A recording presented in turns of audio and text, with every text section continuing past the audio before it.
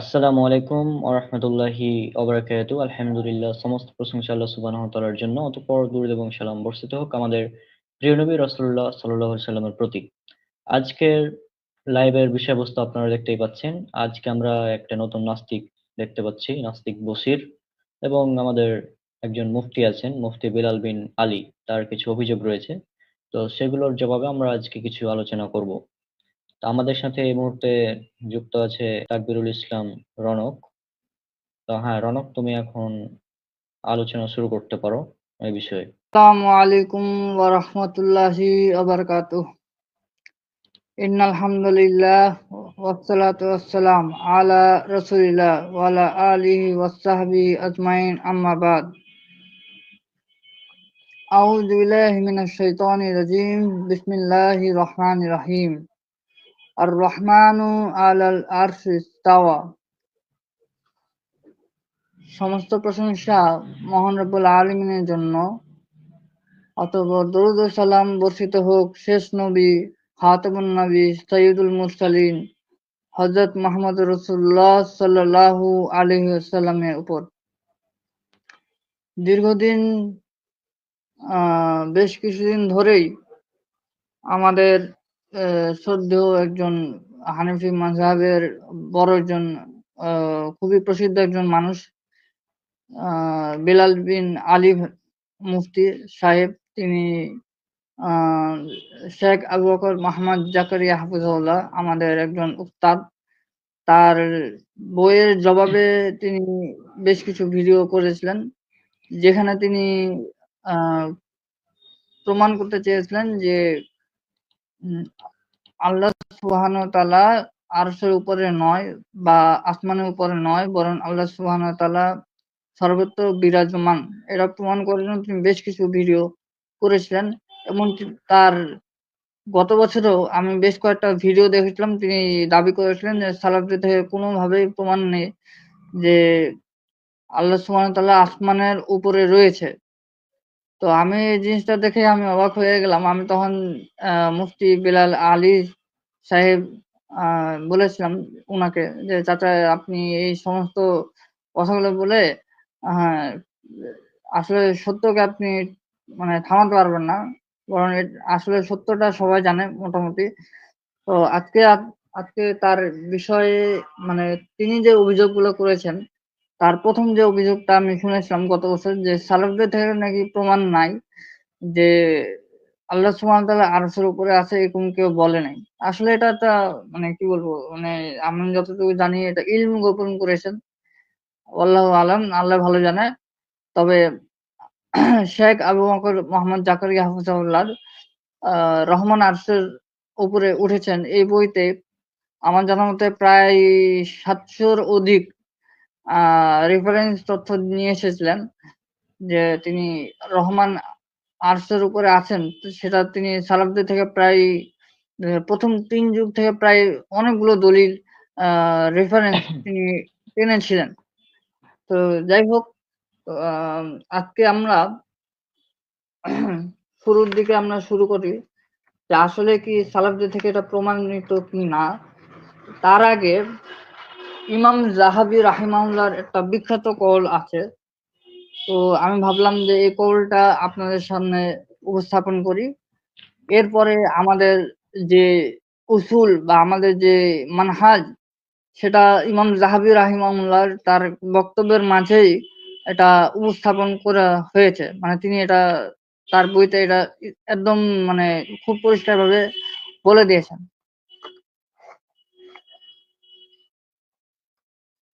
ইমাম যাহাবী রাহিমাহুল্লাহ তার বিভিন্ন গ্রন্থে তিনি আলোচনা করেছিলেন। তার মানে সালাফদের বৈশিষ্ট্য, সালাফদের মানহাজটা কেমন হবে, বিশেষ করে আহ, আসমা ও সিফাতের ক্ষেত্রে কি ধরনের ঈমান রাখতে হবে সে বিষয় নিয়ে তিনি উৎসাহ করেছিলেন। তো সেই কথাটাই আমি বলি। তো তিনি বলছেন, ফাইন আহবাব আহবাব তা ইয়া আব্দুল্লাহি ইনসাফা, হে আল্লাহর বান্দাগণ, যদি আপনি ইনসাফ বিচার চান বা পছন্দ করেন, তাহলে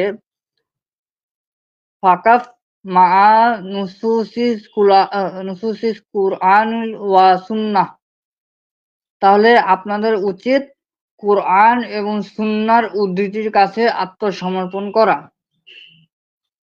সুম্মান জুরহু, অতঃপর দেখুন, মা কালাহু সাহাবাতু, সাহাবারা কি বলেছে, ওয়া তাবিউন, তাবিরা কি বলেছে, ওয়া ইমামুস তাফসির ফি হাযিহি আয়াতিহি, এবং তাফসিরগণ, মুফাসসিরগণ কোন প্রত্যেকটা আয়াতের ব্যাখ্যা কি বলেছেন, কি বুঝেছেন।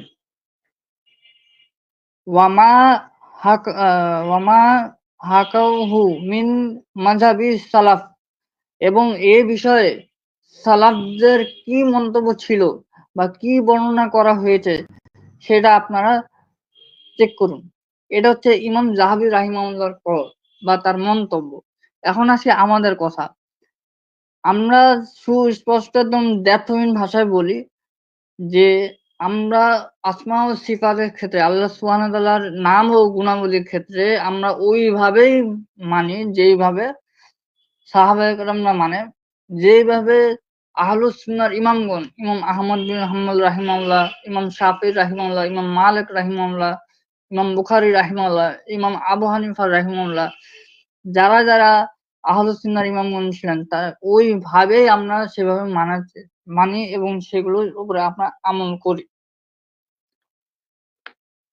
তো সাম্প্রতিক সময়ে বিলাল বিন আলী সাহেব তিনি তো মূলত অনেকটাই জাহামিয়া এবং মুতাজিলার মতো তার আকীদা মানহাজ প্রকাশ হয়। তো ইমাম দারিমি রাহিমাহুল্লাহ তিনি তার একটি কিতাব ছিল আর-রাদ্দু আলাল জাহামিয়া, এ গ্রন্থে তিনি জাহামিয়াদেরকে চরমভাবে আহ এটাকে খণ্ডন করেছেন এই বিষয়গুলোকে নিয়ে। আসমা ও সিফাতে তাদের যে কোন জায়গাতে ভুলগুলো আছে তার একটা বিখ্যাত উক্তি আমি শুনাই। সময় সংক্ষিপ্ত করার জন্য আমি বাংলাটা করি। তিনি বলছেন যে আমাদের কাছে যুক্তি সিদ্ধ হলো যে সে বিষয়ে যা সালাফে সলিহিন মতাদর্শের অনুকূলে। পয়েন্ট টু বি নোটেড, ইমাম দারমি রাহিমাহুল্লাহ জাহামিয়াদেরকে রদ করার সময় তিনি মানহাজ সালাফের কথাটা বলছেন, কিন্তু মানহাজ সালাফের ক্ষেত্রে কি কি ধরনের তারা আহ কি ধরনের তারা আকীদা পোষণ করেন, তাদের উসুলটা কেমন। তো তিনি বলছেন আমাদের কাছে যুক্তি সিদ্ধ হলো সে বিষয়ে যা সালাফে সালিহিনদের মতাদর্শের অনুকূলে এবং অজ্ঞাত সে বিষয়ে যা তার মতাদর্শের পরিপন্থী। আর তাদের মতাদর্শ পথ পদ্ধতি জানার একমাত্র উপায় হলো ওই সকল বর্ণনা। এটা মূলত বাতিলপন্থীদের কথাটাই এখানে নিয়ে এসেছেন। আর ওই কথার মধ্যে তিনি দুটা বিষয় নিয়ে এনেছেন। একটা হচ্ছে যে সালাফদের মানহাজের বুঝটা কেমন, আর বিপক্ষে যেটা বুঝ রয়েছে সেগুলো বিষয় নিয়ে তিনি আলোচনা করেছেন। এখন আমরা যাব যে আমাদের বিলাল বেলাল সাহেব, মুফতি বিলাল সাহেব তিনি আহ বলেছেন যে সালাফদের থেকে কোনো নাকি কল নাই। তো এটা আমি খুব আশ্চর্য হচ্ছি যে তিনি কেন এই কথাটা বলেছেন। এটা নিয়েও আমারও নিজেরও প্রশ্ন রয়েছে। তবে যাই হোক, আমি প্রথমে কয়েকটি হাদিস এখানে নিয়ে আসবো। হাদিসটি মূলত আমার কাছে যে গ্রন্থটি এখন মওজুদ আছে সেটা হচ্ছে ইমাম ইবনু খুজাইমা রাহিমাহুল্লাহর কিতাব মুক্তাসার কিতাবুত তাওহীদ। তিনি তার আহ 24 নম্বর অধ্যায়ে একটি বাব কায়েম করেছেন। সেটা হচ্ছে নবী সাল্লাল্লাহু আলাইহি সাল্লাম সুন্নাহ হতে দলিল প্রমাণিত যে আল্লাহ সুবহানাহু ওয়া তাআলা সকল সৃষ্টির উপরে এবং তিনি আসমানে রয়েছেন, যেমনটি তিনি আমাদেরকে তার ওহীর মাধ্যমে এবং নবী সাল্লাল্লাহু আলাইহি সাল্লামের মাধ্যমে জানিয়ে দিয়েছেন। একদম ক্লিয়ারলি তার বাব বা অধ্যায় বা চ্যাপ্টার কায়েম করার মাধ্যমে তিনি স্পষ্ট বুঝিয়ে দিয়েছেন আল্লাহ সুবহানাহু ওয়া তাআলা কোথায় আছেন। এরপরে তিনি এই বাবটা কায়েম করার পর মানে এই চ্যাপ্টারটা তিনি যখন হেডলাইনে লেখলেন, লেখার পরে তিনি একটা হাদিস নিয়ে এসেছেন এবং এই হাদিসটি হচ্ছে আবু হুরায়রা রাদিয়াল্লাহু আনহুর হাদিস, যে হাদিসটি সহিহ মুসলিমে 2713 নম্বর হাদিসে আসছে। এছাড়াও আবু দাউদ 5051তম হাদিস। এছাড়াও তিরমিজিতে দুটো হাদিস এনেছেন, 3400 নম্বর হাদিস এবং 3481 নম্বর হাদিস। আবু হুরায়রা থেকে বর্ণনা, লম্বা একটা হাদিস, সেটা আমি পড়তে গেলে অনেক সময় লাগবে। আমি এখানে বাংলাটা অনুবাদটা করে দিই। তিনি বলছেন যে একদা ফাতেমা আল্লাহর রাসূল সাল্লাল্লাহু আলাইহি ওয়াসাল্লামের কাছে এসে তার কাছে একজন খাদেম চাইলো। তখন তিনি বললেন, তুমি বলে দাও, হে ৭ আসমান সম্মানিত আরশের মালিক, আমাদের ও সকল কিছুর রব, তাওরাত ইনজিলের নাজিলকারী। তিনি আরেকবার বলছেন, এবং মহিমান্বিত কুরআনের নাজিলকারী, শস্যদানা ও বীজ বিদীর্ণকারী, তোমার কাছে এমন সকল অকল্যাণ বস্তুর অকল্যাণ হতে আশ্রয় প্রার্থনা করি যার কপাল ধারণাকারী শুধু তুমি। তুমি প্রথম, তোমার আগে কেউ নেই, তুমি শেষ, তোমার পরেও কিছু নেই। তুমি জাহির, তোমার উপরে কিছু নেই। তুমি বাতিন, তোমার অগোচর কেউ নেই, অথবা তোমার চেয়ে নিকট আর কেউ নেই।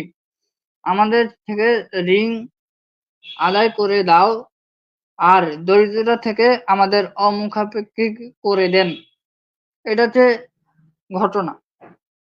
এখানে রাসূল সাল্লাল্লাহু আলাইহি ওয়াসাল্লাম ফাতেমাকে বললেন যে তুমি বলো, হে ৭ আসমান সম্মানিত আরশের মালিক। এখানে ৭ আসমানের কথাটা বোঝানো হয়েছে। মূলত ইমাম ইবনে খুজাইমা রাহিমাহুল্লাহ এই হাদিসটিকে নিয়ে তিনি এটা বুঝিয়েছেন যে ৭ আসমানের উপরে তিনি রয়েছেন। ইমাম ইবনে খুজাইমা রাহিমাহুল্লাহ তার মুখতাসার কিতাবুত তাওহীদে আবু হুরায়রা থেকে আরো বেশ কিছু বর্ণনা নিয়ে এসেছিলেন। তার একটি হচ্ছে সহিহুল বুখারীর ৫৫৫ নম্বর হাদিস এবং সহিহ মুসলিম ৬৩২ নম্বর হাদিস। আবু হুরায়রা থেকে বর্ণনা পাওয়া যায়, তিনি বলছেন যে রাসূলুল্লাহ সাল্লাল্লাহু আলাইহি ওয়াসাল্লাম বলছেন, ফেরেশতারা তোমাদের মধ্যে আসা যাওয়া করতে থাকে। কতিপয় ফেরেশতা রয়েছে রাতের জন্য আর কতিপয় রয়েছে দিনের জন্য। তারা একত্রিত হয় ফজরের সালাতের সময় এবং আসরের সালাতের সময়। এরপর যারা তোমাদের কাছে রাতে ছিল তারা আল্লাহর কাছে উপরে গমন করে। পয়েন্ট টু বি নোটেড, এই হাদিসটা সহিহ মুসলিমে ৬৩২ নম্বর হাদিস এবং সহিহ বুখারীর ৫৫৫ নম্বর হাদিস। আল্লাহ রাসূল সাল্লাল্লাহু আলাইহি ওয়াসাল্লাম যে কথাটা বলছেন যে কতিপয় ফেরেশতারা রয়েছে রাতের জন্য আর কতিপয় ফেরেশতারা রয়েছে দিনের জন্য। তারা একত্রিত হয় ফজরের সালাতের সময় এবং আসরের সালাতের সময়। এরপরে যারা তোমাদের কাছে রাত্রে ছিল তারা আল্লাহর কাছে উপরে গমন করে। উপরে মানে ৭ আসমানের উপরে কথা এখানে বলা হচ্ছে। তখন তিনি তাদের অবস্থা সম্পর্কে সবচেয়ে ভালো জানা সত্ত্বেও তাদেরকে জিজ্ঞেস করেন, তোমরা কি অবস্থায় আমার বান্দাদেরকে রেখে এসেছো? তখন ফেরেশতারা জবাব দেয়, আমরা তাদেরকে এমন অবস্থায় রেখে এসেছি যে তারা সালাত আদায় করছিল। আমরা যখন গমন করছিলাম তারা তখন সালাত আদায় করছিল। এ হাদিসে প্রমাণ করে যে ফেরেশতারা ৭ আসমানের উপরে গিয়ে আল্লাহ সুবহানাহু ওয়া তাআলার সাথে কথা বলেছেন। এটা হচ্ছে তার প্রামাণ্য দলিল আরেকটা পাওয়া যায়। এবং এটার বর্ণনার রাবী হচ্ছে স্বয়ং আবু হুরায়রা রাদিয়াল্লাহু আনহু। এখন বেলাল বিন আলী সাহেবের কাছে আমাদের প্রশ্ন যে এই যে সহিহ বুখারীর যে দুটো হাদিস, সহিহ বুখারী সহিহ মুসলিম থেকে আমরা ৪টা ৫টা হাদিস আমরা যেটা আবু হুরায়রা থেকে রিওয়ায়াত এসেছে এবং ইমাম ইবনু খুজাইমা রাহিমাহুল্লাহ তার মুখতাসার কিতাবুত তাওহীদে এনেছেন, তাহলে কি আবু হুরায়রা রাদিয়াল্লাহু আনহু কি দেহবাদী হয়ে গেলেন? আবু হুরায়রা রাদিয়াল্লাহু আনহু কি পথভ্রষ্ট হয়ে গেলেন? এটা হচ্ছে আমাদের প্রশ্ন। যাই হোক, তিনি আশা করি তিনি অথবা তার ছাত্ররা এটা জবাব দিবেন। ইনশাআল্লাহ আমরা সেই জবাবের জন্য শোনার জন্য অপেক্ষায় রয়েছে, ইনশাআল্লাহ আমরা পরবর্তীতে সেই জবাব দেওয়ার জন্য আমরা পরবর্তী লাইভে আমরা ইনশাআল্লাহ আসবো। এরপরে ইমাম ইবনু খুজাইমা রাহিমাহুল্লাহ তার মুক্তাসার কিতাবুত তাওহীদে আরেকজন রাবী আবু সাঈদ আল খুদরি রাদিয়াল্লাহু আনহু, বিখ্যাত একজন সাহাবী, তার একটা বর্ণনা রিওয়ায়াত তিনি পেশ করেছেন। সেটি হচ্ছে সহিহুল বুখারীর ৪৩৫১তম হাদিস এবং সহিহ মুসলিম ১৪৪ নম্বর হাদিস 144। আপনারা চেক করে নিতে পারেন। সহিহ বুখারীতে এই হাদিসটি আবু সাঈদ খুদরি রাদিয়াল্লাহু আনহু থেকে বর্ণনা পাওয়া যায় যে রাসূল সাল্লাল্লাহু আলাইহি ওয়াসাল্লাম স্বর্ণের বন্টনের বিষয় নিয়ে আলোচনা করছিলেন। তো তো স্বর্ণ তার কাছে আসার সময় আলী ইবনে আবি তালিব ইয়ামানকে পাঠিয়েছিলেন। তখন নবী সাল্লাল্লাহু আলাইহি ওয়াসাল্লাম বলছেন, আমি আসমানের অধিবাসীদের আস্থাভাজন। তো এটা তো এই হাদিসের কি প্রমাণ করে যে আসমানের অধিবাসীদের আস্থাভাজন। উপরে উপরের এখানে আল্লাহ সুবহানাহু ওয়া তাআলার কথা বলছে। রাসূল সাল্লাল্লাহু আলাইহি ওয়াসাল্লাম আল্লাহকে ভরসা করছেন, এটা তার জ্বলন্ত প্রমাণ এই হাদিস।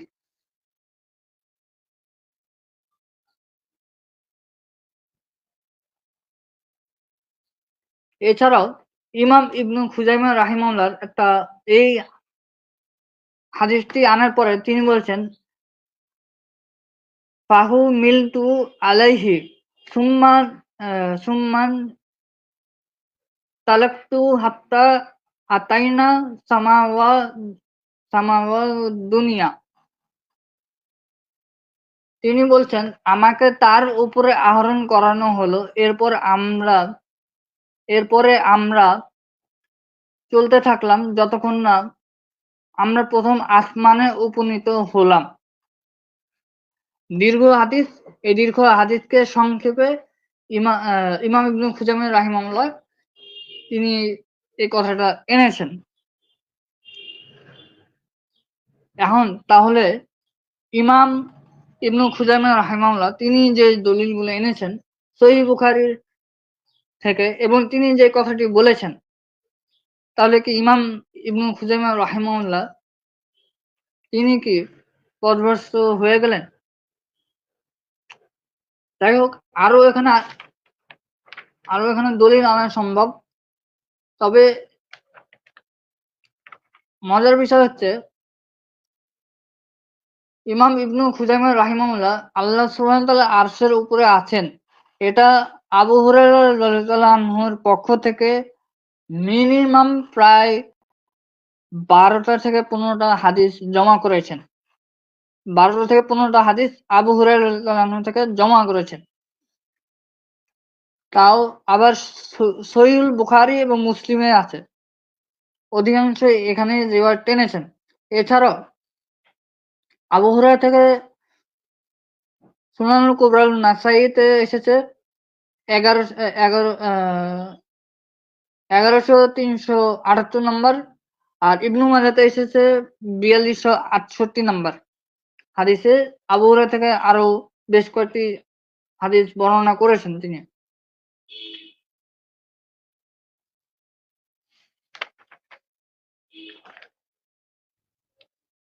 আর আল্লাহ আরশের উপরে আছেন এই বিষয়ে ঈমান আনা আমাদের জন্য একটা ঈমানের অংশ। এই বিষয় নিয়ে ইমাম ইবনু খুজাইমা রাহিমাহুল্লাহ তার মুখতাসার কিতাবুত তাওহীদে ২৫ নম্বর অধ্যায়ে চ্যাপ্টার নাম্বার 25 তিনি মুআবিয়া রাদিয়াল্লাহু আনহুর একটা রিওয়ায়াতে বা মুআবিয়া রাদিয়াল্লাহু আনহুর সূত্রে একটি হাদিস নিয়ে এসেছেন। সেই হাদিসটি হচ্ছে অনেক বড় একটি হাদিস। সেটাকে অনুবাদ করে আমি আপনাদের সামনে পেশ করি। তো তিনি বলছেন, মুআবিয়া রাদিয়াল্লাহু আনহু বলছেন, আমার একটি ছাগলের পাল ছিল যা আমার এক দাসী উহুদ যাওয়ানিয়ার দিকে চড়াচ্ছিল। আমি একটি বাঘকে দেখলাম পাল থেকে একটি বকরী নিয়ে গেছে। আমিও তো এক আদম সন্তান, তাই আমি দাসীর উপরে রাগান্বিত হয়ে গেছিলাম, যেমনটা অন্যরাও হয়েছিল। অতঃপর আমি তাকে একটা চর মারলাম। এরপরে রাসূল সাল্লাল্লাহু আলাইহি ওয়াসাল্লামের কাছে এই ঘটনাটি খবর এসেছিল। এরপর তিনি এই ঘটনাটি জানার পরে তিনি রাগান্বিত হন এবং বলেন যে এটা একটি অন্যায়ের কাজ। তখন মুআবিয়া রাদিয়াল্লাহু আনহু তিনি রাসূল সাল্লাল্লাহু আলাইহি ওয়াসাল্লামকে বলছেন, হে আল্লাহর রাসূল, আমি কি তাকে আজাদ করে দেব না? জবাবে রাসূল সাল্লাল্লাহু আলাইহি ওয়াসাল্লাম বলছেন, হ্যাঁ, তাকে আমার কাছে নিয়ে আসো। আমি তাকে নিয়ে আল্লাহ রাসূল সাল্লাল্লাহু আলাইহি ওয়াসাল্লামের কাছে আসলাম।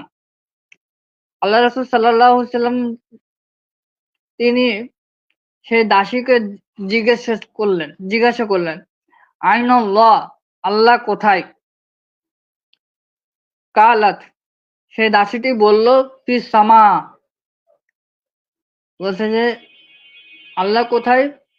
সে বলছে যে আসমানে। কালা ফামান আনা, তিনি তাকে আবার জিজ্ঞেস করলেন, আমি কে? কালাত, সেই দাসীটি আবার বলল, আনতা রাসূলুল্লাহ সাল্লাল্লাহু আলাইহি ওয়াসাল্লাম। সেই দাসীটি বলল যে আপনি হচ্ছেন রাসূল, আল্লাহ সুবহানাহু ওয়া তাআলার রাসূল। তখন রাসূল সাল্লাল্লাহু আলাইহি ওয়াসাল্লাম জবাবে বলছেন, কালা ইতি কালা কালা ইতিকহা ফাইন্নাহা মুমিনাতান। রাসূল সাল্লাল্লাহু আলাইহি ওয়াসাল্লাম বলছেন, তাকে আজাদ করে দাও, কেননা সে মুমিন। তো এই আয়াতের এই হাদিসের একদম স্পষ্ট যে আল্লাহ রাসূল সাল্লাল্লাহু আলাইহি ওয়াসাল্লাম আসমা ও সিফাতের এই জায়গাতে প্রামাণ্য দলিল হয় যে আল্লাহ সুবহানাহু ওয়া তাআলা কোথায় আছেন? আসমানে আছেন। এবং তাকে জিজ্ঞেস করা হয়েছিল, ফামান আনা, আমি কে? জবাবে সে বলল, আনতা রাসূলুল্লাহ সাল্লাল্লাহু আলাইহি ওয়াসাল্লাম, যে হ্যাঁ, আপনি হচ্ছেন আল্লাহ সুবহানাহু ওয়া তাআলার রাসূল। তো এই আয়াতের এই হাদিসের প্রমাণ হয় যে আল্লাহ সুবহানাহু ওয়া তাআলা আসমানের উপরে রয়েছেন। তো আমাদের মুফতি আলী, বেলাল বিন আলী চাচা সাহেব, আমি চাচাই বলি, তো উনি এটার কি জবাব দিবে এটা উনি ভালো করে বলতে পারবেন। আমি তার জবাবের অপেক্ষায় রয়েছি, ইনশাল্লাহ আমি সেটার জবাব দিব। আচ্ছা, এবার হচ্ছে আমাদের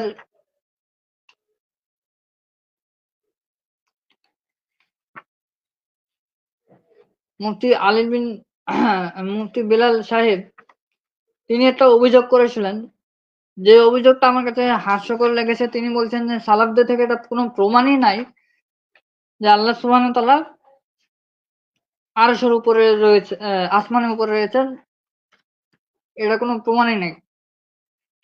আচ্ছা, যাই হোক, এখানে আমরা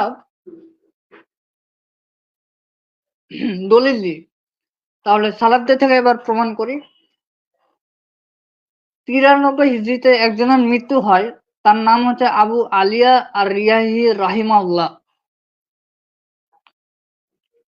তিনি সূরাতুল আল বাকারার 29তম আয়াতে, যে আয়াতে আল্লাহ সুবহানাহু ওয়া তাআলা বলেছেন ইস্তাওয়া ইলাস সামা, তিনি আসমানের উপরে উঠেছেন। ইমাম আবু আলিয়া রাহিমাহুল্লাহ তিনি এই আয়াতের উঠেছেন অর্থকে তিনি বলছেন যে আর তাফা, অর্থাৎ আল্লাহ সুবহানাহু ওয়া তাআলা উপরে উঠেছেন। এই শব্দটি বাহ্যিক অর্থ উদ্দেশ্য নিয়েছেন। এছাড়াও ইমাম মুজাহিদ ইবনে জাবর রাহিমাহুল্লাহ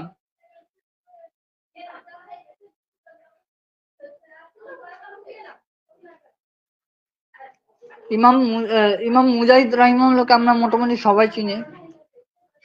তিনিও একই সময় মারা যান 93 হিজরিতে, এবং তার বড় একটি পরিচয় হচ্ছে তিনি আব্দুল্লাহ ইবনে আব্বাস রাদিয়াল্লাহু আনহুর কাছ থেকে কুরআন শিখেছিলেন। তিনি বলছেন এই ইস্তিওয়ার অর্থ করতে গিয়ে যে আল্লাহ সুবহানাহু ওয়া তাআলা আরশের উপরে উঠেছেন।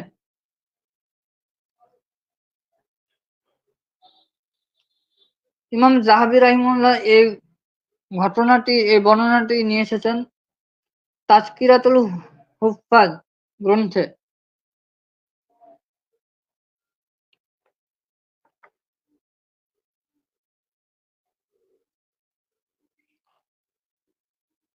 এরপরে রাবি ইবনু আব্দুর রহমান 136 হিজরিতে মৃত্যুবরণ করেন। তিনি তার একটি ঘটনা পাওয়া যায়, সুফিয়ান ইবনু উয়াইনা রাহিমাহুল্লাহ তিনি বলছেন, আমি একবার রাবিয়া ইবনু আব্দুর রহমান রাহিমাহুল্লাহর কাছে ছিলাম। এক ব্যক্তি তাকে জিজ্ঞেস করল, আর রহমান আলাল আরশি ইস্তাওয়া, রহমান আরশের উপরে উঠেছেন, এই উঠাটা কিভাবে ছিল? তো তিনি জবাবে বলছেন, ইস্তাওয়াউ গায়রু মুজহালুন ওয়াল কাইফু গায়রু মাকুলি ওয়া মিনাল্লাহি ওয়া রাসালাতু ওয়া আলাল রাসূলিল বালাগু ওয়া আলাইনা তাসদিক। তিনি জবাবে বলছেন যে আল্লাহ সুবহানাহু ওয়া তাআলা আরশের উপরে উঠেছেন, উঠার অর্থটা অজ্ঞাত নয়, তবে এর ধরন এবং এর স্বরূপটা কেমন সেটা আমাদের বিবেকের যুক্তি দ্বারা ধার্তব্য হওয়ার বিষয় নয়। রিসালাত তো আল্লাহর পক্ষ থেকেই আসে। রাসূল সাল্লাল্লাহু আলাইহি ওয়াসাল্লামের দায়িত্ব ছিল তো কেবল লোকদের কাছে পৌঁছে দেওয়া, আর আমাদের দায়িত্ব এবং কর্তব্য ছিল ঈমান আনয়ন করা বা বিশ্বাস স্থাপন করা। এই ঘটনাটি ইমাম লালকাই রাহিমাহুল্লাহ তার শারহু উসুলুল ইতিকাদ আহলে সুন্নাহ ওয়াল জামাআহ এই গ্রন্থে নিয়ে এসেছেন। এছাড়াও ইমাম ইবনু তাইমিয়া রাহিমাহুল্লাহ তার মাজমুআতুল ফাতোয়া গ্রন্থটাও এখানে নিয়ে এসেছেন, এবং নিয়ে আনার পরেও বলছেন যে এটাও ইমাম মালিক রাহিমাহুল্লাহর মত।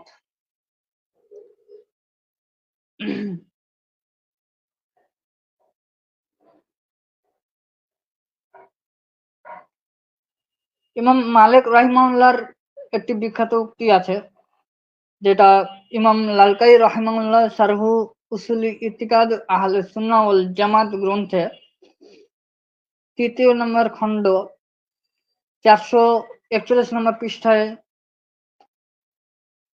ঘটনাটি আছে। ঘটনাটা এমন ছিল যে এক ব্যক্তি মালিক ইবনু আনাস রাহিমাহুল্লাহর কাছে এসে জিজ্ঞেস করছিল, হে আব্দুল্লাহ, আর রহমান আলাল আরশি ইস্তাওয়া, রহমান আরশের উপরে আছেন, কাইফা ইস্তাওয়া,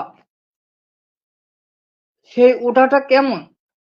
ফাকালাত মালিকুন, ইমাম মালিক রাহিমাহুল্লাহ বলছেন, ওয়াকাদ আলুল রুহাদ রুহাদু ইয়ানি আরাক আল কাইফু গায়রু মাকুলিন ওয়া ইস্তিওয়াউ মিনহু গায়রু গায়রু মাজহুলুন। অর্থাৎ ইমাম মালিক রাহিমাহুল্লাহ বলছেন যে এই ব্যাপারে আমরা অজ্ঞাত, তবে এর ধরন, বাস্তব ধরন এবং স্বরূপ অজানা, এতে বিশ্বাস স্থাপন করাটাই আমাদের জন্য কর্তব্য। ওয়াল ঈমানুহু বিহি ওয়াজিবু ওয়াসসুলুউ আনহু বিদআহ, এবং এই সম্পর্কে জিজ্ঞেস করাটাই হচ্ছে বিদআত। ফাইন ফাইন্না আখাফু আন তাকুনু দল্লান ওয়া আমারা বিহি ফাউখরিজা। আমি তোমার পথভ্রষ্ট হওয়া থেকে ভয় করছি। কাকে জিজ্ঞেস করলো? ইমাম মালিক রাহিমাহুল্লাহকে একজন যে ব্যক্তি জিজ্ঞেস করেছিল যে আল্লাহ সুবহানাহু ওয়া তাআলা আরশের উপরে উঠেছেন, এই উপরে উঠাটা কেমন? তিনি তাকে বলছেন যে আমি ভয় করছি তুমি যে পথভ্রষ্ট হয়ে যাবা। এরপরে তাকে মজলিস থেকে বের করে দেওয়া হয়েছিল। এটা ইমাম লালকাই রাহিমাহুল্লাহ শারহু উসুলুল ইতিকাদ আহলুস সুন্নাহ ওয়াল জামাআহ ৩য় নম্বর খণ্ড ৪৪১ নম্বর পৃষ্ঠায় বর্ণনা রয়েছে। এখন আমার প্রশ্ন হচ্ছে বিলাল সাহেবের কাছে, মুফতি বিলাল সাহেব, ইমাম মালিক রাহিমাহুল্লাহ এই যে ঘটনাটি ঘটেছে, তাহলে কি ইমাম মালিক রাহিমাহুল্লাহ কি পথভ্রষ্ট হয়ে গেছে? আশা করছি এগুলো আপনারা উত্তর দিবেন। এরকম আরো অনেক দলিল পাওয়া যাবে। আমি যতটুকু জানি রহমান আরশের উপরে উঠেছেন। ইমাম শেখ আবু বকর মোহাম্মদ জাকারিয়া হাফিজাহুল্লাহ তিনি তার প্রায় ৭০০-র অধিক দলিল নিয়ে এসেছেন। আমি তো বাস জাস্ট কয়েকটা নিয়ে এসেছি। আমাদের সালাফদের বুঝ অনুযায়ী ঈমান আনতে হবে। এ ব্যাপারে ইমাম সুফিয়ান আস-সাউরি ইমাম সুফিয়ান ইবনে উয়াইনা রাহিমাহুল্লাহ তাকে একবার জিজ্ঞেস করা হয়েছিল যে আল্লাহ দর্শন সম্পর্কে আপনি কিভাবে দেখেন? তো তিনি উত্তরের জবাবে বলছেন যে হাক্কু, এগুলো সত্য। নারউইহা কামা সামিনাহা, যেমনটি আমরা শুনেছি তেমনটি আমরা বর্ণনা করব। অর্থাৎ রেওয়ায়তের ক্ষেত্রে হুবহু সেম হবে, আকীদা বিশ্বাসও সেম হবে। এটা ইমাম সুফিয়ান ইবনে উয়াইনা রাহিমাহুল্লাহ তিনি বলছেন। এই কথাটি, এই ঘটনাটি পাওয়া যায় কিতাবুত তাওহীদ ইমাম ইবনু মান্দাহ রাহিমাহুল্লাহর গ্রন্থে ৩ নম্বর খণ্ডে ৩০৮ নম্বর পৃষ্ঠায়।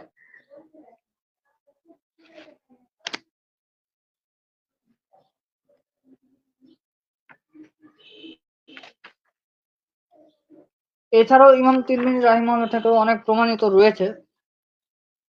আরেকটা জিনিস যেটা না বললেই নয়, আহ, আমাদের বিলাল বিন আলী সাহেব তিনি একটি অভিযোগ করেছিলেন, মিথ্যাচার একটা অভিযোগ, যে আমরা নাকি দেহবাদী, আমরা নাকি আল্লাহ সুবহানাহু ওয়া তাআলার সাথে মানুষের বা বান্দাদের সাদৃশ্য করে দিই। আসলে এটা মানে মিথ্যাচার ছাড়া কিছুই না। মানে এটা কল্পনা মাত্র। এটা হচ্ছে সুফিবাদের মতো একটা আচরণ।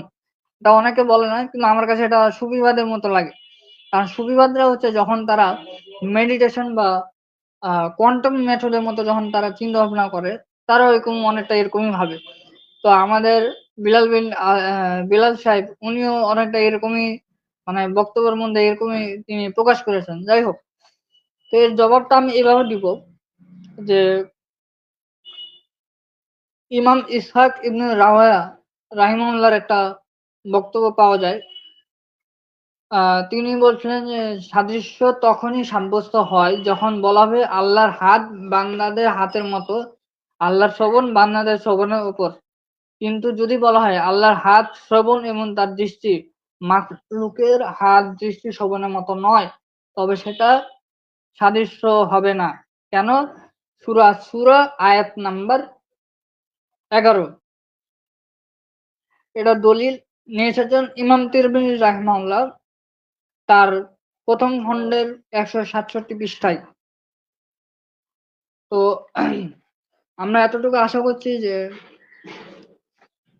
আমরা সালাফদের থেকে প্রমাণ করতে পারলাম যে আল্লাহ সুবহানাহু ওয়া তাআলা আরশের উপরে রয়েছেন।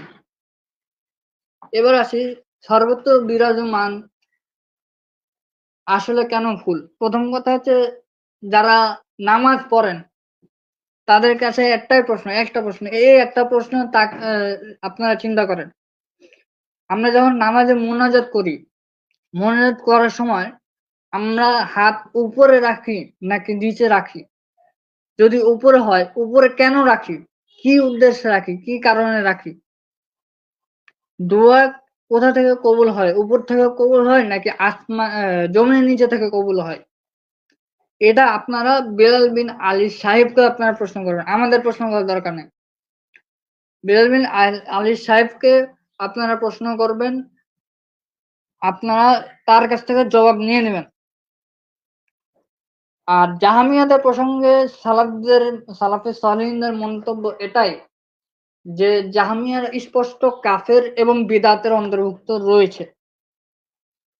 তো এই বলে শেষ করছি আজকের বেলাল বিন আলী সাহেবের জবাবে।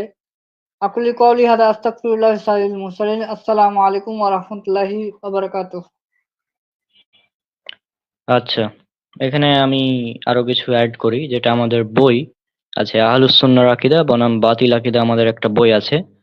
তো সে বই আমরা এই জবাবে অনেক কথাই আমরা উল্লেখ করেছিলাম যে আল্লাহ সর্বত্র বিরাজমান এবং নিরাকার সম্পর্কে যে কথাগুলো রয়েছে, তাদের জবাবে আমরা অনেকগুলো কথা লিখেছিলাম। আমি জাস্ট এক নজর একবার দেখাই আপনাদের, তাহলে, কারণ এই বইটা বাংলাদেশে নাই যেহেতু।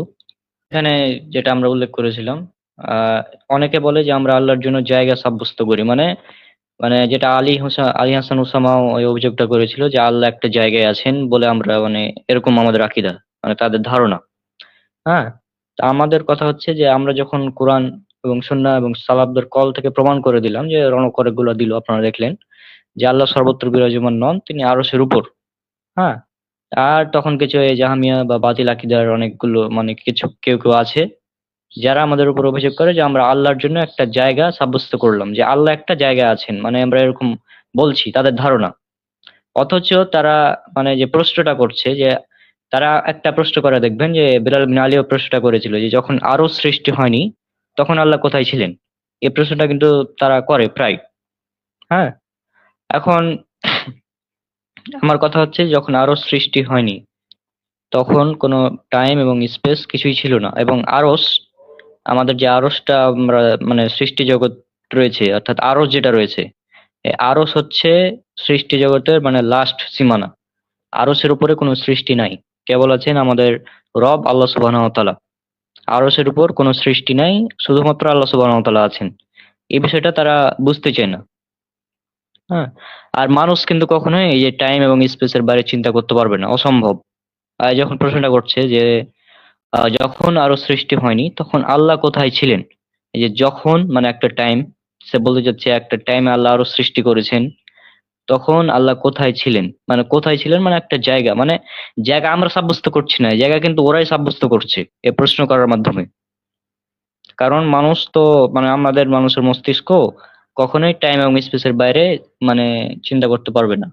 আর টাইম এবং স্পেস, অর্থাৎ এই স্পেস মানে জায়গা এবং টাইম মানে সময়, এগুলো হচ্ছে আল্লাহর সৃষ্টি। আল্লাহ এগুলোর বাইরে। হ্যাঁ, আল্লাহ কিন্তু টাইমের মধ্যে না, তিনি টাইমের বাইরে, এবং তিনি স্পেসের মধ্যেও না, স্পেসের বাইরে। টাইম এবং স্পেস তার সৃষ্টি, তো তিনি এর বাইরে থাকবেন, এটা স্বাভাবিক বিষয়, তাই না? কিন্তু এই বেলাল বিন আলী, মানে তারপর আলী হাসান ওসামা, তারপর আরো অনেকে আছে যারা মানে জাহামিয়াদের মতো আকীদা লালন করে আর আমাদেরকে দেহবাদী বলে, এটা বলার কারণে যে আল্লাহ, মানে আমরা সূরা তহার যে 5 নম্বর আয়াতটা আছে, আর রহমানু আলাল আরশি ইস্তাওয়া, রহমান আরশের উপর উঠেছেন, এই কথা বলার কারণে তারা আমাদেরকে দেহবাদী বলে। আজীব ব্যাপার। তারপর আমরা যে বলি আল্লাহর হাত, পা, তারপর মুখমণ্ডল, চোখ, চেহারা, এগুলো রয়েছে। তো এখানে আমরা একটা ইমাম আবু হানিফার একটা কল নিয়ে এসেছিলাম আমাদের এই বইয়ে সর্বপ্রথমে, যে আপনারা স্ক্রিনে দেখুন, আশা করছি দেখতে পাচ্ছেন, যে যে বলবে যে আল্লাহ আসমানে আছেন না জমিনে, তা আমি জানি না, সে কুফরি করবে। কেননা আল্লাহ বলেন রহমান আরশের সমাসীন, আর তার আরশ সপ্ত আকাশের উপর। ইমাম মালিক রাহমাহুল্লাহরও একই কথা আছে যে আল্লাহ আরশের উপর, আকাশের উপর। ইমাম শাফি রহমাহুল্লাহ থেকেও একই কথা আছে, এবং ইমাম আহমদ বিন হাম্বল রহমাহুল্লাহ থেকেও সেম কথা প্রমাণিত আছে। হ্যাঁ, তো তাহলে এই চার ইমাম কি দেহবাদী, মানে এর মতে, বেলাল বিন আলীর মতে? নাকি? অবশ্য আকীদার ক্ষেত্রে তারা ইমাম আবু হানিফাকে মানে না, তারা তো মানে মাতুরিদি এবং আশারিকে। ইমাম আবু হানিফাকে তারা আকীদার ক্ষেত্রে মানে না। হ্যাঁ, কেন মানে না এটা তারা ভালো বলতে পারবে। তো যাই হোক, এটা আমাদের বই থেকে কিছুটা আপনাদের জাস্ট দেখালাম। তো আশা করছি বেলাল বিন আলীর যে অভিযোগগুলো ছিল সেগুলোর জবাব আপনারা পেয়ে গেছেন। হ্যাঁ, রনক ঠিক আছে? হ্যালো। হ্যাঁ, ইনশাল্লাহ ঠিক আছে।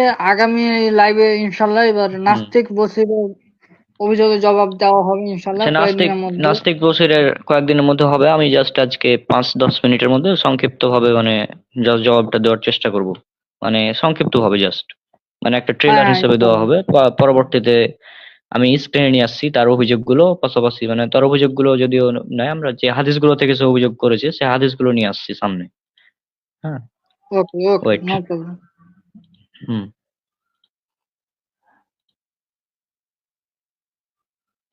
আচ্ছা, এখানে এখানে আমরা আরো কিছু আনতে পারতাম। ওয়েট, ই অন হয়নি স্ক্রিন? হ্যাঁ, স্ক্রিন অন হয়েছে। হ্যাঁ, স্ক্রিন অন হয়ে গেছে আশা করছি। আচ্ছা, হ্যাঁ, এখানে আর একটা বিষয় আমরা নাস্তিক বছরের আগে যাওয়ার আগে এটা আমরা উল্লেখ করে দিই। এটা হচ্ছে আল ফিকহুল আকবর, যেটা ইমাম আবু হানিফা রাহিমাহুল্লাহ রচিত, এবং এটার অনুবাদ এবং মানে ব্যাখ্যা করেছেন আমাদের ডক্টর খন্দকার আব্দুল্লাহ জাহাঙ্গীর রাহিমাহুল্লাহ। তো আমাদেরকে যে দেহবাদী বলে, আল্লাহর হাত, মুখমণ্ডল এগুলো উল্লেখ করার কারণে, তো এখন তারা কি মানে ইমাম আবু হানিফাকে দেহবাদী বলবে? এই যে এখানে দেখুন স্পষ্টভাবে উল্লেখ করা হচ্ছে, তিনি শাইয়ুন, বস্তু বা বিদ্যমান অস্তিত্ব, তবে অন্য কোনো সৃষ্ট বস্তু বা বিদ্যমান বিষয়ের মতো তিনি নন। আমরা কিন্তু এটাই বলি যে আল্লাহর অস্তিত্ব আছে, কিন্তু তিনি অন্য কারো মতো না, তার মতো কোনো কিছুই নেই। সূরা নাম্বার 42 আয়াত নাম্বার 11। তার সাইয়ুন বস্তু হওয়ার অর্থ তিনি বিদ্যমান অস্তিত্ব, কোনো দেহ, কোনো জওহার মৌল উপাদান এবং কোনো আরাজ অমূল উপাদান ব্যতি রেখেই। তার কোনো সীমা নেই, বিপরীত নেই, সমকক্ষ নেই, তুলনা নেই। অতএব তোমরা কাউকে আল্লাহর সমকক্ষ বানাবে না। তার ইয়াদ অর্থাৎ হাত আছে, এই যে দেখুন স্পষ্ট আল্লাহর হাত আছে। তার ওয়াজহা অর্থাৎ মুখমণ্ডল আছে, নফস অর্থাৎ সত্তা আছে। কারণ আল্লাহ কোরআনে এগুলো উল্লেখ করেছেন। কোরআনে যা আল্লাহ যা কিছু উল্লেখ করেছেন, যেমন মুখমণ্ডল, হাত, নফস ইত্যাদি, সবই তার বিশেষণ, কোনো স্বরূপ বা প্রকৃতি নির্ণয় ব্যতি রেখে। এ কথা বলা যাবে না যে তার হাত অর্থ তার ক্ষমতা অথবা তার নিয়ামত। জাহমিয়ারা কিন্তু এটা উল্লেখ করে যে আল্লাহর হাত মানে আল্লাহর ক্ষমতা। কারণ এরূপ ব্যাখ্যা করার অর্থ আল্লাহর বিশেষণ বাতিল করা। এরূপ ব্যাখ্যা করা কাদারিয়া ও মুতাজিলা সম্প্রদায়ের নীতি, বরং তার হাত তার বিশেষণ, কোনো স্বরূপ বা প্রকৃতি নির্ণয় ব্যতি রেখে। তার ক্রোধ এবং তার সন্তুষ্টি বা দুটি বিশেষণ আল্লাহর অন্যান্য বিশেষণের মতোই, কোনো কাইফ বা কিভাবে প্রশ্ন করা ছাড়াই। তো এটা হচ্ছে ইমাম আবু হানিফা রাহিমাহুল্লাহর আকীদা। এখন কি ইমাম আবু হানিফাকে সে মানে দেহবাদী বলবে? তাহলে ইমাম আবু হানিফা দেহবাদী ছিল। যদি আহলে হাদিসরা সালাফিরা দেহবাদী হয়ে থাকে এই আকীদা লালন করার কারণে, তাহলে ইমাম আবু হানিফা তিনিও দেহবাদী ছিলেন, মেনে নিতে হবে। এখন তারা দেহবাদীকে একজন অনুসরণ করে কেন সেটা আমরা বুঝি না, আজীব ব্যাপার। তো এখন আমরা ইমাম আবু হানিফার এগুলো বন্ধ করে আমরা জাস্ট এখন আসবো। হ্যাঁ, এখানে একটা অভিযোগ সে মানে উল্লেখ করে, সেটা হচ্ছে যে আমরা যে বলি যে জাহান্নামে, যে একটা হাদিস সহিহ বুখারীর, যে প্রথম আমরা হাদিসটা ভালো মতো পড়ি ঠান্ডা মাথায়, কোনো রকম ব্যাখ্যা ছাড়াই। দেখুন, জাহান্নাম তার প্রতিপালকের নিকট এ বলে নালিশ করেছিল, হে আমার প্রতিপালক, দহনের প্রচন্ডটাই আমার এক অংশ আর এক অংশকে গ্রাস করে ফেলেছে। ফলে আল্লাহ তাআলা তাকে দুটি শ্বাস ফেলার অনুমতি দিলেন, একটি শীতকালে আর একটি গ্রীষ্মকালে। আর সে দুটি হলো, তোমরা গ্রীষ্মকালে যে প্রচন্ড উত্তাপ এবং শীতকালে যে প্রচন্ড ঠান্ডা অনুভব করো তাই। এখন এটা হচ্ছে হাদিস। এখন এই হাদিস থেকে হাদিস থেকে হচ্ছে যে নাস্তিক নাস্তিক বসির এছাড়াও অন্যান্য নাস্তিক আছে, তারা অভিযোগ করে যে এই যে দেখো তোমাদের হাদিসে বলছে, বুখারীর হাদিস, যে জাহান্নামের তাপের কারণে শীতকাল এবং গ্রীষ্মকাল হয়, যেটা সায়েন্টিফিক ভাবে ভুল। আচ্ছা, আমার প্রশ্ন, রনক, এখানে কোথাও কোনো জায়গায় হাদিসে এটা কি উল্লেখ করা আছে যে গ্রীষ্মকালে মানে শীতকাল হয় জাহান্নামের শ্বাসের কারণে, আবার গ্রীষ্মকাল হয় জাহান্নামের শ্বাসের কারণে? এই কথাটা কি কোনোভাবে লেখা আছে হাদিসের মধ্যে? না, না। একটা সাধারণ মানুষকে যদি দেখানো হয় হাদিসটা, একজন সাধারণ মানুষ সে কি কোনো এটা দেখে বলবে যে এখানে শীতকাল হয় জাহান্নামের তাপের কারণে, গ্রীষ্মকাল হয় জাহান্নামের তাপের কারণে, এই ধরনের কথা লেখা আছে? এটা কিন্তু কেউ বলবে না, একমাত্র ব্রেনলেস, মূর্খ, নাস্তিক ছাড়া মানে এই ধরনের কথা কেউ বলবে না। কেন দেখুন, এখানে বলা হচ্ছে একটি শীতকালে আর একটি গ্রীষ্মকালে, দুটি শ্বাস ফেলার অনুমতি দিলেন, একটা শীতকালে আর একটা গ্রীষ্মকালে। মানে শীতকাল এবং গ্রীষ্মকাল আগে থেকেই ছিল, ঠিক আছে? যখন পৃথিবী আল্লাহ সৃষ্টি করেন সে সময় থেকে আল্লাহ শীতকাল গ্রীষ্মকাল এটা মানে তিনি সেট করে দিয়েছেন প্রাকৃতিক ভাবে। আর সব জায়গায় পৃথিবীর তো মানে সব জায়গায় একসাথে শীতকাল হবে না, সব জায়গায় একসাথে গ্রীষ্মকালও হবে না, তাই না? তো শীতকাল এবং গ্রীষ্মকালে তিনি মানে জাহান্নামকে একটা শ্বাস ফেলার অনুমতি দেন। তো যখন সে শীতকালে শ্বাসটা ফেলে তখন ওই মানে জাহান্নামের কিছুটা উত্তাপ মানে বেরিয়ে আসে, হালকা। হ্যাঁ, জাহান্নাম যেহেতু আল্লাহ সুবহানাহু ওয়া তাআলার একটা বড় সৃষ্টি, আর এগুলো হচ্ছে গায়েবের বিষয়, জাহান্নাম কেমন, ঠিক আছে? আর আল্লাহ তো পবিত্র কোরআনের শুরুতে বলে দিয়েছেন যারা গায়েবের প্রতি ঈমান আনে সূরা বাকারায়। হ্যাঁ, তো সেই হিসাবে এই অভিযোগগুলো জাস্ট হাস্যকর। আর এই বিষয়ে যদি আপনারা দেখতে পারেন আমাদের রেসপন্স টু অ্যান্টি ইসলাম ওয়েবসাইটে এটার মানে ডিটেল জবাব দেওয়া আছে। আমরা আজকে এটা উল্লেখ করব না, কারণ আজকে আমরা জাস্ট বললাম শর্ট হিসেবে, জাস্ট একটা যা আপনার দেখাবো শুধু তার জবাব হিসেবে, যেহেতু আমরা টাইটেলে দিয়েছিলাম নাস্তিক বসুরের জবাব অনুযায়ী। হ্যাঁ, আমরা ডিটেলস জবাব আগামী একটা ভিডিওতে দেবো ইনশাল্লাহ। তো এখানে এই জবাবটা আপনারা যদি পড়েন, এই আমাদের মিনার ভাইয়ের ওয়েবসাইট যেটা রেসপন্স টু অ্যান্টি ইসলাম, সেখানে সুন্দরভাবে উল্লেখ করা আছে এর জবাব। আর পরবর্তীতে আরো কিছু অভিযোগ সে করেছিল, যেমন একটা অভিযোগ আমরা এখন উল্লেখ করব, সেটা হচ্ছে যে সোহেল বুখারী, আপনারা স্ক্রিনে দেখতে পাচ্ছেন, সোহেল বুখারী ৭১২৩ নম্বর হাদিসে বলা হচ্ছে যে আহ ইবনে উমর রাদিয়াল্লাহু আনহু হতে বর্ণিত যে আবু আব্দুল্লাহ রাহমাহুল্লাহ বলেন, আমার মনে হয় তিনি হাদিসটি নবী সাল্লাল্লাহু আলাইহি সাল্লাম থেকেই বর্ণনা করেছেন। তিনি বলেন, দাজ্জালের ডান চোখ কানা হবে। পয়েন্টেড, দাজ্জালের ডান চোখ কানা হবে যেন তা ফোলা আঙ্গুরের নেই। ডান চোখ কি হবে? কানা। ডান চোখ কানা। আর সুনান ইবনু মাজাহ এর 4071 নং হাদিসে উল্লেখ করা হচ্ছে যে দাজ্জালের বাম চোখ হবে অন্ধ, দাজ্জালের বাম চোখ হবে অন্ধ। আর ওখানে কি বলা হচ্ছে? দাজ্জালের ডান চোখ কানা। আর এখানে বলা হচ্ছে দাজ্জালের বাম চোখ অন্ধ। এখন নাস্তিক বসিরের দাবি হচ্ছে এখানে পরস্পর বিপরীত কথা বলা হয়েছে, কারণ এক জায়গাতে বলা হচ্ছে ডান চোখ কানা, আর এক জায়গাতে বলা হচ্ছে বাম চোখ অন্ধ। হ্যাঁ, কানা এবং অন্ধ, কানা এবং অন্ধ কিন্তু একই জিনিস না, এর মধ্যে পার্থক্য আছে। কানা মানে হচ্ছে পুরোটাই কানা। কানা মানে যারা মানে কি বলবো, যারা এই বিষয়গুলো বুঝে তারা এটা জানতে পারবে। কানা মানে কি? কোনো কিছুই দেখতে পায় না, কোনোভাবে সম্ভব না দেখা। আর অন্ধ মানে মানে ত্রুটিযুক্ত চোখ। হ্যাঁ, এক চোখ হচ্ছে ত্রুটিযুক্ত এবং এক চোখ হচ্ছে কানা। অবশ্য এই বিষয়গুলো আহ ফাথুল বারি যেটা আছে ইবনে হাজার আসকালানি রাহিমাহুল্লাহর, হ্যাঁ, ফাথুল বারি গ্রন্থটা আছে না, সহিহুল বুখারীর ব্যাখ্যা গ্রন্থ, সেখানে এগুলোর মানে জবাব বিস্তারিত আলোচনা করা হয়েছে। তো দাজ্জাল সম্পর্কে এই যে হাদিসগুলো বর্ণিত হয়েছে, সেটা হচ্ছে এক জায়গাতে বলা হচ্ছে দাজ্জালের ডান চোখ কানা, অন্য জায়গাতে বলা হচ্ছে বাম চোখ অন্ধ।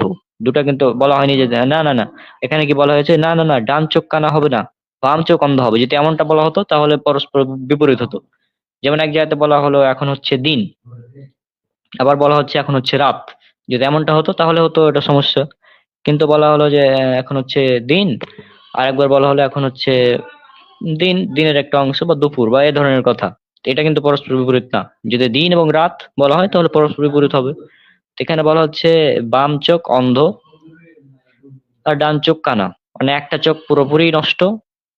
এই যে ডান চোখ কানা, এই যে কানা মানে এটা পুরোটাই নষ্ট, এবং ফোলা আঙ্গুরের ন্যায়, মানে আঙ্গুরের মতো ন্যায় হয়ে থাকবে। আর একটা চোখ থাকবে, সেটা হবে মানে অন্ধ, মানে সেটা ত্রুটিযুক্ত, কিছুটা দেখতে পাবে, মানে এক চোখ দিয়ে কিছুটা দেখতে পাবে এবং আর এক চোখ পুরোটা অন্ধ। এই জন্য দেখবেন যে ইলুমিনাতি সহ যে বিষয়গুলো রয়েছে এগুলোতে মানে দাজ্জালের এক চোখকে দেখানো হয়। হ্যাঁ, তো এই হলো ব্যাপার, দুটা হাদিস। আর এখানে আরেকটা হাদিস আছে সহিহ বুখারীর 127 নম্বর হাদিস। এখানে কিন্তু বলা হচ্ছে যে দাজ্জাল কানা হবে, আর আল্লাহ অবশ্যই কানা নন, অর্থাৎ দাজ্জাল কানা হবে, কোন চোখ কানা হবে এখানে উল্লেখ করা হয়নি। হ্যাঁ, আহ এখানে দাজ্জালের এক চোখ নেই, তার প্রমাণ হচ্ছে অপরদিকে আল্লাহর চোখ রয়েছে, সেটা প্রমাণিত হচ্ছে। আচ্ছা, তো যাই হোক, এখানে হচ্ছে আমাদের দুটো অভিযোগের বিষয়ে আমরা সংক্ষিপ্ত জবাব দিলাম, যে এটা জাস্ট হাস্যকর কথা, যে হ্যাঁ। আর এরা হচ্ছে কি বলবো, যে নাস্তিকরা মূলত অন্ধ, মানে দেখেও দেখে না। পবিত্র কোরআনের একটা আয়াত আছে না, তাদের চোখ থাকতেও তারা অন্ধ। হ্যাঁ, সূরা বাকারার 18 নম্বর আয়াত, আর বিভিন্ন জায়গাতে রয়েছে যে চোখ থাকতেও তারা অন্ধ। সূরা আরবেও রয়েছে এই আয়াতটা, 179 নম্বর আয়াত সম্ভবত, যে যাদের চোখ আছে কিন্তু তা দ্বারা তারা দেখে না, মানে তারা চোখ থেকে অন্ধ। তো নাস্তিকরা হচ্ছে এরকম, চোখ থেকে অন্ধ। তো দাজ্জালের এই ডান চোখ কানা এবং বাম চোখ, চোখ আছে কিন্তু এটা হচ্ছে অন্ধ। আর এই চোখটা দেখুন খোলা আঙ্গুরের নেই, মানে চোখটা মানে নষ্ট বা বললেই চলে, পুরোপুরি নষ্ট। আর এটা কিছুটা, মানে এটা অন্ধ কিন্তু কিছুটা দেখতে পাবে। হ্যাঁ, তো এই গেল দুটো অভিযোগ, এর জবাব। আর এখানে আরেকটা বিষয়, মানে সে উল্লেখ করেছে যে এটা সহিহ বুখারী 6511 নং হাদিস, আয়েশা রাদিয়াল্লাহু আনহা থেকে বর্ণিত হাদিসটা। তো এখানে আপনারা দেখুন, হ্যাঁ, সাআতু, সাআতু মানে কি? সাআতু মানে মৃত্যু। আর ইমাম বুখারী রাহিমাহুল্লাহর একটা বৈশিষ্ট্য, তিনি হাদিসের আগে অনুচ্ছেদ নিয়ে আসেন, আর এবং অনুচ্ছেদ দিয়ে তিনি অনেক কিছু বোঝানোর চেষ্টা করেন। এখানে কিন্তু মৃত্যু যন্ত্রণা সম্পর্কে বলা হয়েছে। হ্যাঁ, এই হাদিস কিন্তু কিয়ামত সম্পর্কে না। কিন্তু এখন হাদিসটা প্রথমে পড়ি আমরা। আয়েশা রাদিয়াল্লাহু আনহা হতে বর্ণিত, তিনি বলেন, কিছু সংখ্যক কঠিন মেজাজের গ্রাম্য লোক নবী সাল্লাল্লাহু আলাইহি সাল্লামের নিকট এসে জিজ্ঞেস করলো কিয়ামত কখন হবে বা কবে হবে। তখন তিনি তাদের সর্বকনিষ্ঠ লোকটির দিকে তাকিয়ে বললেন, যদি এ লোক বেঁচে থাকে তবে বুড়ো হবার আগেই, হ্যাঁ, এই যে এখন অংশটা লক্ষ্য করুন, তোমাদের কিয়ামত এসে যাবে। তোমাদের উপর তোমাদের কিয়ামত, মানে পুরোপুরি কিয়ামত যে সে বিষয়টা না, তোমাদের উপর তোমাদের কিয়ামত, হাদিসে জবাবটা রয়েছে, মানে তাদের উপর তাদের কিয়ামত, মানে তাদের মৃত্যু। এখানে হিসাম, মানে যিনি হাদিসটা বর্ণনা করছেন, তিনি বলছেন অর্থাৎ মৃত্যু, তাদের মৃত্যু। কিন্তু চিটিংবাজ মানে বশির, সে সহিহ বুখারী থেকে হাদিসটা উল্লেখ করেনি। হ্যাঁ, সে উল্লেখ করেছে সহিহ মুসলিম থেকে, আর সহিহ মুসলিমে এই যে হিসামের বর্ণনাটা নাই। মানে হিসাম বলেছেন এই অংশটুকু ইমাম মুসলিম নিয়ে আসেননি, তিনি শুধু হাদিসটা নিয়ে এসেছেন। কিন্তু ও চিটিংবাজ, মানে সহিহ বুখারী থেকে করেনি, কারণ এটা করলে সে ধরা খেয়ে যাবে। হুম, মানে তাদের কাজ হচ্ছে মানুষকে ধোঁকা দেওয়া। হ্যাঁ, এখন সে এমন ভাবে উল্লেখ করছে কিভাবে জানেন, মানে ভিডিওগুলোতে, যে রাসূলুল্লাহ সাল্লাল্লাহু আলাইহি সাল্লাম তিনি বলেছেন, মানে এমন ভাবে বলছে যে সে মানে অনেক একটা ইমানদার মানুষ, মানে মানে সে কিন্তু বলে না যে নাস্তিক আসাদ নূর, তারপর এরা যেমন আমাদের রাসূলকে গালি দিয়ে কথা বলে বা নাম ধরে কথা বলে। হ্যাঁ, এমনটা না, তিনি কিন্তু মানে ও কিন্তু বলছে যে রাসূলুল্লাহ সাল্লাল্লাহু আলাইহি সাল্লাম বলেছেন, মানে নামও উল্লেখ করে না, মানে সম্মানের সাথে বলছে, নামটা নিয়ে ধোঁকাবাজি করছে। মানে পুরো চিটিংবাজ, কি বলবো। এই হিসাম এখানে উল্লেখ করে, হিসাম বলেন তাদের মৃত্যু। হ্যাঁ, এটা তো এখন এই নাস্তিক বসিরের মানে মানে আসার পর হাদিসে উল্লেখ নেই, হাদিস তো 1200 বছর আগে এটা উল্লেখ করা হয়েছে। আর সে এখন এসে যদি বলে যে এটা কিয়ামত সম্পর্কে আল্লাহ রসুলকে জিজ্ঞেস করলো, কিন্তু আল্লাহ রসুল কেন এমনটা জবাব দিলেন। তো তিনি এমনটা অনেক জবাব দিয়েছেন, যেমন আর একটা হাদিস আছে সহিহ মুসলিমের, দেখুন 6472 নং হাদিস। তো এক ব্যক্তি রাসূল সাল্লাল্লাহু আলাইহি ওয়াসাল্লামের কাছে এসে বলল, ইয়া রাসূলুল্লাহ, কিয়ামত কবে সংঘটিত হবে? তখন রাসূল সাল্লাল্লাহু আলাইহি ওয়াসাল্লাম বললেন, তুমি কিয়ামতের জন্য কি পাথেয় সঞ্চয় করেছো? মানে সে বলছে যে তুমি কিয়ামত কখন হবে, তখন আল্লাহ বলছেন, রাসূলুল্লাহ সাল্লাল্লাহু আলাইহি ওয়াসাল্লাম বলছেন, তুমি কিয়ামতের জন্য কি সঞ্চয় করেছো? হ্যাঁ, মানে কিয়ামত যে কোনো সময় হতে পারে, কারণ কিয়ামতের জ্ঞান রাসূলুল্লাহ সাল্লাল্লাহু আলাইহি ওয়াসাল্লামকে দেওয়া হয়নি। এটা তিনি বলেছেন। বিভিন্ন হাদিসে আমরা দেখতে পাই, যেমন হাদিসে জিব্রিল রয়েছে একটা, সহিহ মুসলিমে, বুখারীতে রয়েছে, সহিহ বুখারীর 50 নম্বর হাদিস সম্ভবত।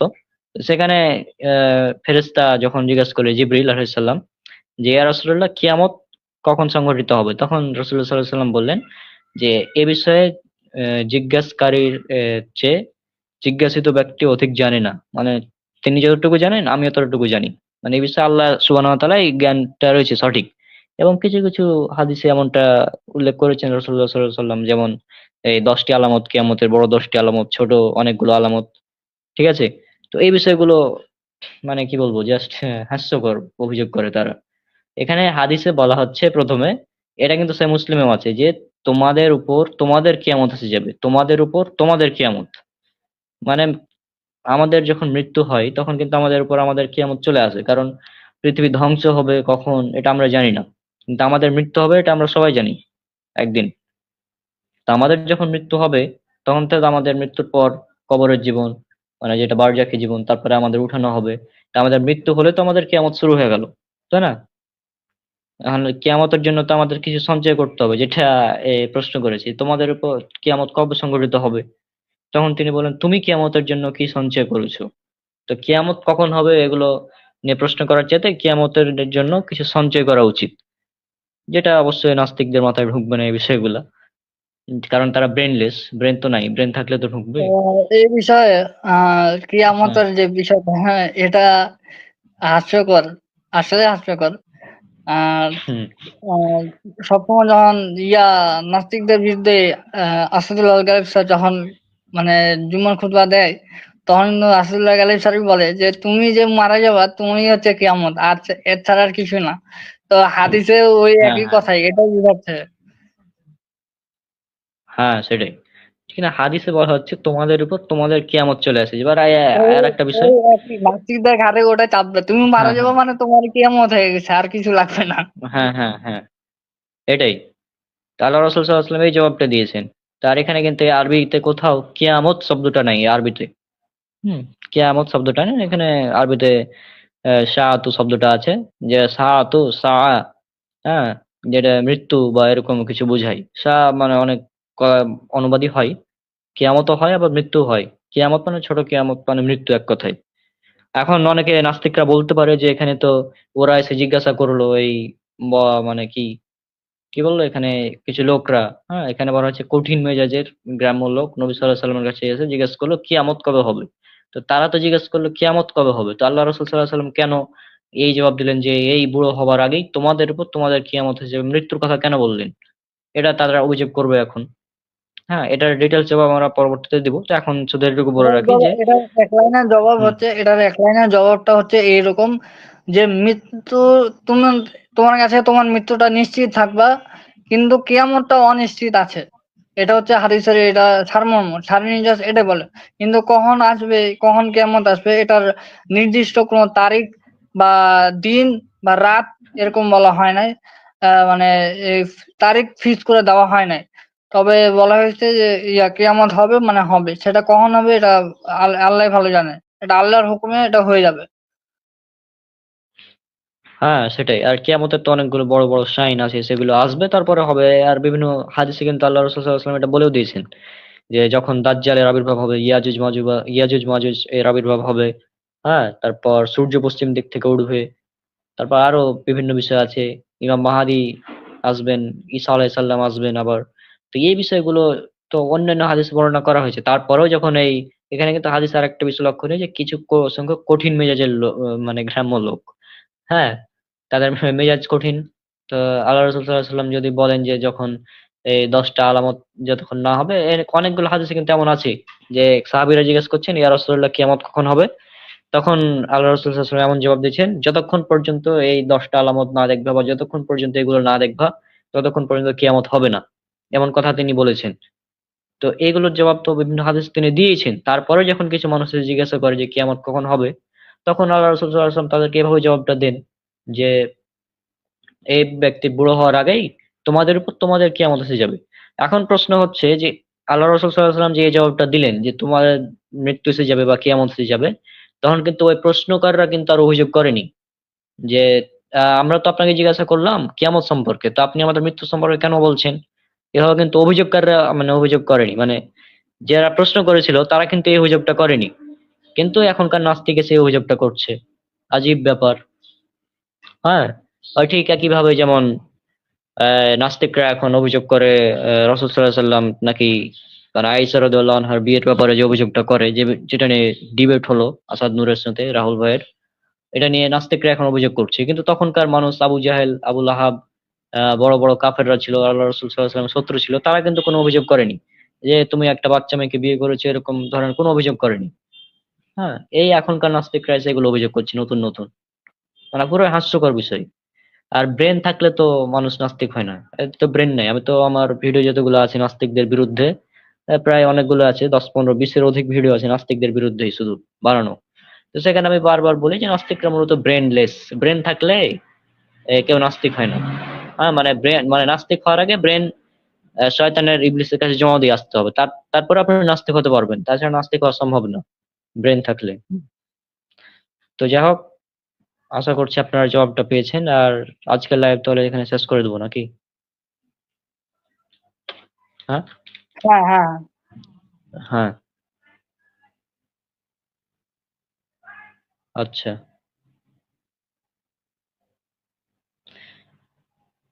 এখানে